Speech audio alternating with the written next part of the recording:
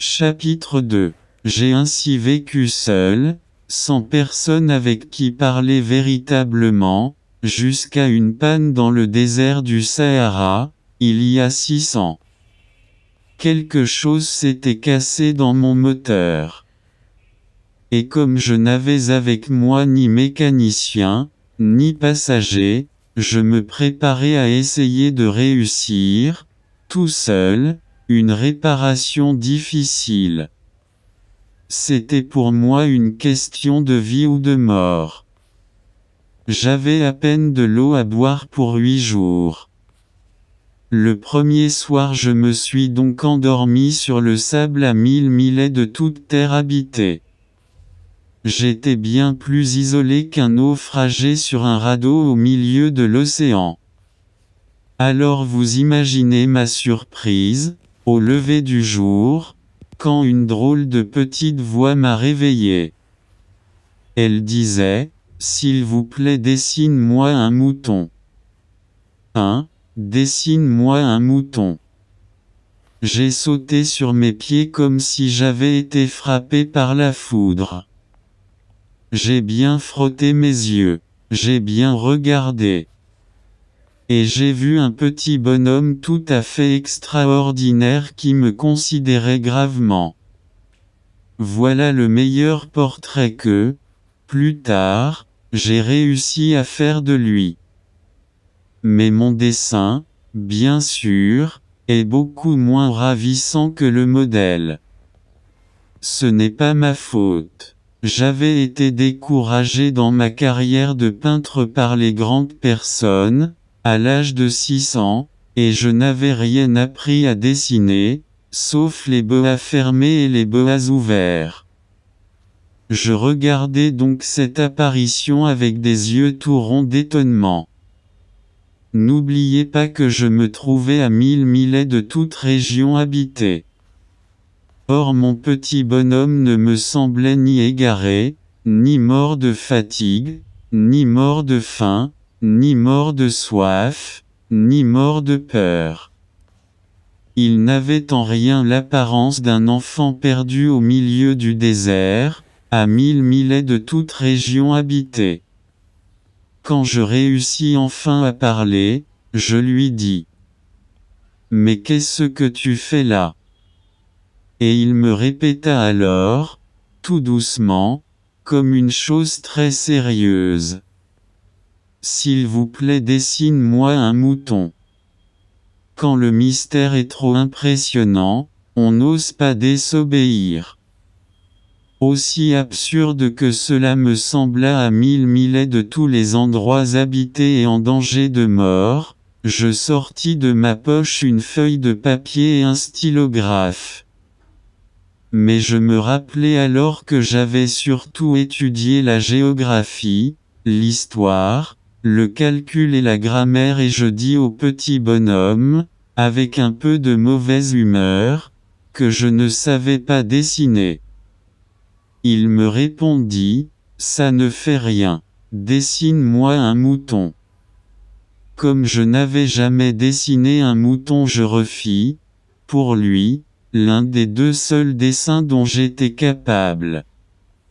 Celui du boa fermé, et je fus stupéfait d'entendre le petit bonhomme me répondre.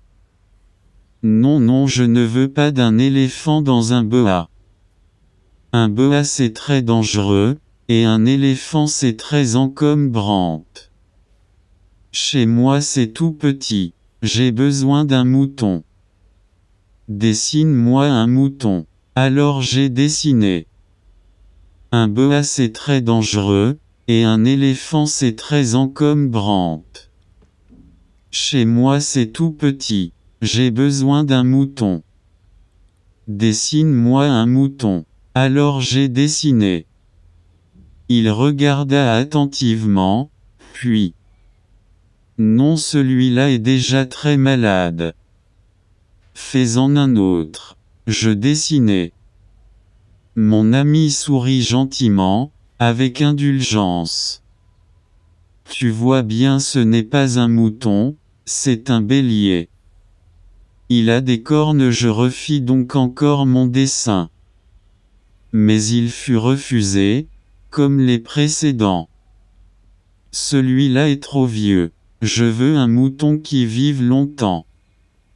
Alors, faute de patience, comme j'avais hâte de commencer le démontage de mon moteur, je griffonnai ce dessin-ci.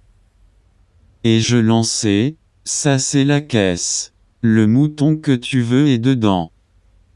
Mais je fus bien surpris de voir s'illuminer le visage de mon jeune juge. C'est tout à fait comme ça que je le voulais. Crois-tu qu'il faille beaucoup d'herbe à ce mouton? Pourquoi? Parce que chez moi c'est tout petit. Ça suffira sûrement. Je t'ai donné un tout petit mouton. Il pencha la tête vers le dessin. Pas si petit que ça tient. Il s'est endormi et c'est ainsi que je fis la connaissance du petit prince. Voilà le meilleur portrait que, plus tard, j'ai réussi à faire de lui. Chapitre 3. Il me fallut longtemps pour comprendre d'où il venait. Le petit prince, qui me posait beaucoup de questions, ne semblait jamais entendre les miennes. Ce sont des mots prononcés par hasard qui, peu à peu, m'ont tout révélé. Ainsi, quand il aperçut pour la première fois mon avion, je ne dessinerai pas mon avion, c'est un dessin beaucoup trop compliqué pour moi, il me demanda. Et j'étais fier de lui apprendre que je volais. Alors il s'écria, « Comment? Tu es tombé du ciel? » « Oui, fis-je modestement. » Ah ça c'est drôle et le petit prince eut un très joli éclat de rire qui m'irrita beaucoup. Je désire que l'on prenne mes malheurs au sérieux. Puis il ajouta, « Alors, toi aussi tu viens du ciel.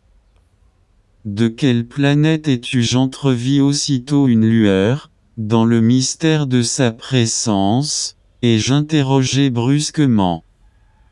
Tu viens donc d'une autre planète? Mais il ne me répondit pas. Il hochait la tête doucement tout en regardant mon avion. C'est vrai que, là-dessus, tu ne peux pas venir de bien loin. Et il s'enfonça dans une rêverie qui dura longtemps. Puis, sortant mon mouton de sa poche, il se plongea dans la contemplation de son trésor. Vous imaginez combien j'avais pu être intrigué par cette demi-confidence sur les autres planètes. Je m'efforçai donc d'en savoir plus long. D'où viens-tu, mon petit bonhomme? Où est-ce chez toi? Où veux-tu emporter mon mouton? Il me répondit après un silence méditatif. Ce qui est bien, avec la caisse que tu m'as donnée, c'est que, la nuit, ça lui servira de maison. Bien sûr. Et si tu es gentil, je te donnerai aussi une corde pour l'attacher pendant le jour. Et un piquet. La proposition parut choquer le petit prince. L'attacher, quelle drôle d'idée. Mais si tu ne l'attaches pas, il ira n'importe où, et il se perdra. Et mon ami eut un nouvel éclat de rire. Mais où veux-tu qu'il aille? N'importe où, droit devant lui. Alors le petit prince remarqua gravement. Ça ne fait rien, c'est tellement petit, chez moi. Et, avec un peu de mélancolie, peut-être, il ajouta, droit devant soi on ne peut pas aller bien loin. Chapitre 4. J'avais ainsi appris une seconde chose très importante, c'est que sa planète d'origine était à peine plus grande qu'une maison. Ça ne pouvait pas m'étonner beaucoup. Je savais bien qu'en dehors des grosses planètes comme la Terre, Jupiter, Mars, Vénus, auxquelles on a donné des noms, il y en a des centaines d'autres qui sont quelquefois si petites qu'on a beaucoup de mal à les apercevoir au télescope. Quand un astronome découvre l'une d'elles, il lui donne pour nom un numéro. Il l'appelle par exemple, l'astéroïde 3251. J'ai de sérieuses raisons de croire que la planète d'où venait le Petit Prince est l'astéroïde B612. Cet astéroïde n'a été aperçu qu'une fois au télescope, en 1909, par un astronome turc. Il avait fait alors une grande démonstration de sa découverte à un congrès international d'astronomie. Mais personne ne l'avait cru à cause de son costume. Les grandes personnes sont comme ça.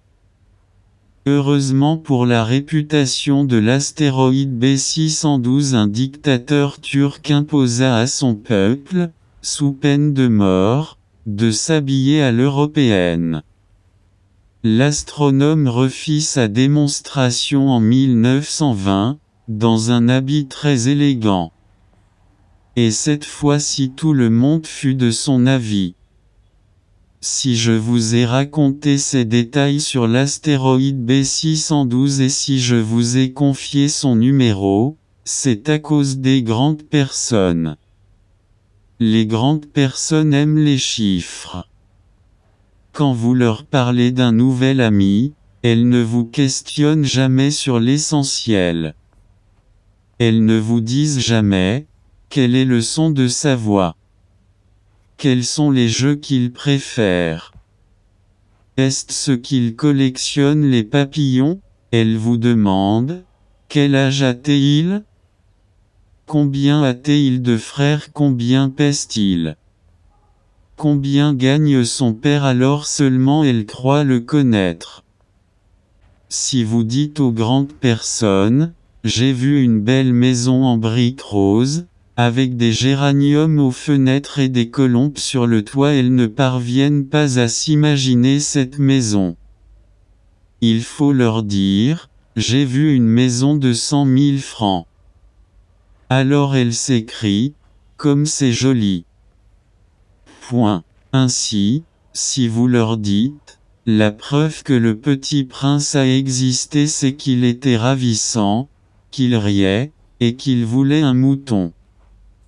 Quand on veut un mouton, c'est la preuve qu'on existe, elles hausseront les épaules et vous traiteront d'enfant. Mais si vous leur dites, la planète d'où il venait est l'astéroïde B612, alors elles seront convaincues, et elles vous laisseront tranquille avec leurs questions. Elles sont comme ça, il ne faut pas leur en vouloir. Les enfants doivent être très indulgents envers les grandes personnes. Mais, bien sûr, nous qui comprenons la vie, nous nous moquons bien des numéros. J'aurais aimé commencer cette histoire à la façon des contes de fées. J'aurais aimé dire, il était une fois un petit prince qui habitait une planète à peine plus grande que lui, et qui avait besoin d'un ami. Pour ceux qui comprennent la vie, ça aurait eu l'air beaucoup plus vrai. Car je n'aime pas qu'on lise mon livre à la légère. J'éprouve tant de chagrin à raconter ces souvenirs. Il y a 6 ans déjà que mon ami s'en est allé avec son mouton. Si j'essaie ici de le décrire, c'est afin de ne pas l'oublier. C'est triste d'oublier un ami. Tout le monde n'a pas eu un ami. Et je puis devenir comme les grandes personnes qui ne s'intéressent plus qu'aux chiffres. C'est donc pour ça encore que j'ai acheté une boîte de couleurs et des crayons. C'est dur de se remettre au dessin, à mon âge, quand on n'a jamais fait d'autres tentatives que celle d'un BEA fermé et celle d'un BEA ouvert, à l'âge de 6 ans. J'essaierai, bien sûr, de faire des portraits le plus ressemblants possible. Mais je ne suis pas tout à fait certain de réussir. Un dessin va, et l'autre ne ressemble plus. Je me trompe un peu aussi sur la taille. Ici le petit prince est trop grand. Là il est trop petit. J'hésite aussi sur la couleur de son costume. Alors je tâtonne comme ci et comme ça, tant bien que mal. Je me tromperai enfin sur certains détails plus importants. Mais ça, il faudra me le pardonner. Mon ami ne donnait jamais d'explication. Il me croyait peut-être semblable à lui. Mais moi, malheureusement, je ne sais pas voir les moutons à travers les caisses.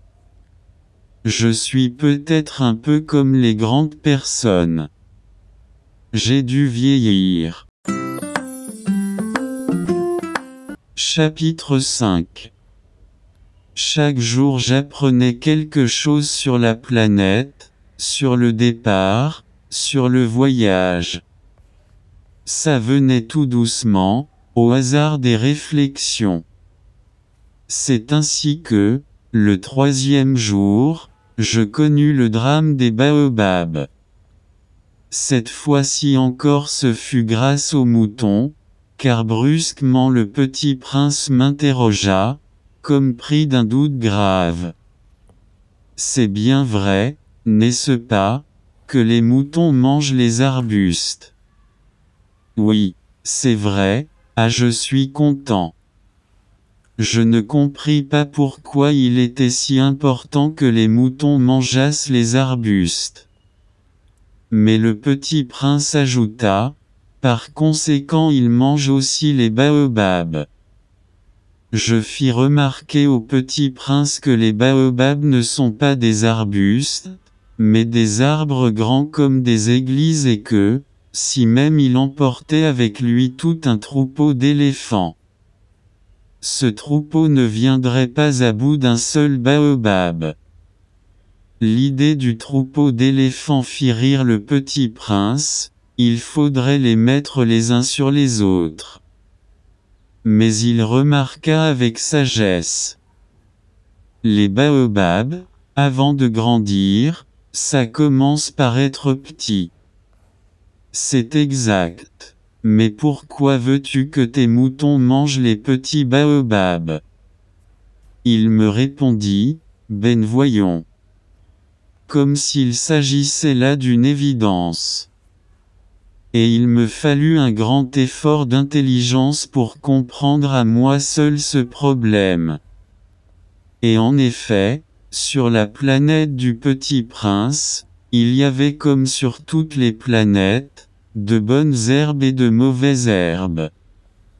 Par conséquent de bonnes graines de bonnes herbes et de mauvaises graines de mauvaises herbes. Mais les graines sont invisibles. Elles dorment dans le secret de la terre jusqu'à ce qu'ils prennent fantaisie à l'une d'elles de se réveiller. Alors elles s'étirent, et poussent d'abord timidement vers le soleil une ravissante petite brindille inoffensive. S'il s'agit d'une brindille de radis ou de rosier, on peut la laisser pousser comme elle veut. Mais s'il s'agit d'une mauvaise plante, il faut arracher la plante aussitôt, dès qu'on a su la reconnaître. Or il y avait des graines terribles sur la planète du Petit Prince, c'étaient les graines de baobab. Le sol de la planète en était infesté. Or un baobab, si l'on s'y prend trop tard, on ne peut jamais plus s'en débarrasser. Il encombre toute la planète, il la perfore de ses racines. Et si la planète est trop petite, et si les baobabs sont trop nombreux, ils la font éclater. C'est une question de discipline, me disait plus tard le petit prince. Quand on a terminé sa toilette du matin, il faut faire soigneusement la toilette de la planète. Il faut s'astreindre régulièrement à arracher les baobabs dès qu'on les distingue d'avec les rosiers auxquels ils ressemblent beaucoup quand ils sont très jeunes. C'est un travail très ennuyeux, mais très facile. Point. Et un jour il me conseilla de m'appliquer à réussir un beau dessin, pour bien faire entrer ça dans la tête des enfants de chez moi. S'ils voyagent un jour, me disait-il, ça pourra leur servir. Il est quelquefois sans inconvénient de remettre à plus tard son travail. Mais, s'il s'agit des baobabs, c'est toujours une catastrophe. J'ai connu une planète, habitée par un paresseux. Il avait négligé 3 arbustes. Et, sur les indications du petit prince, j'ai dessiné cette planète-là. Je n'aime guère prendre le ton d'un moraliste. Mais le danger des baobabs est si peu connu, et les risques courus par celui qui s'égarerait dans un astéroïde sont si considérables, que, pour une fois, je fais exception à ma réserve. Je dis, enfants, faites attention aux baobabs. C'est pour avertir mes amis d'un danger qu'ils frôlaient depuis longtemps, comme moi-même, sans le connaître, que j'ai tant travaillé ce dessin-là. La leçon que je donnais en valait la peine. Vous vous demanderez peut-être, pourquoi n'y a-t-il pas, dans ce livre, d'autres dessins aussi grandioses que le dessin des baobabs? La réponse est bien simple, j'ai essayé mais je n'ai pas pu réussir. Quand j'ai dessiné les baobabs, j'ai été animé par le sentiment de l'urgence.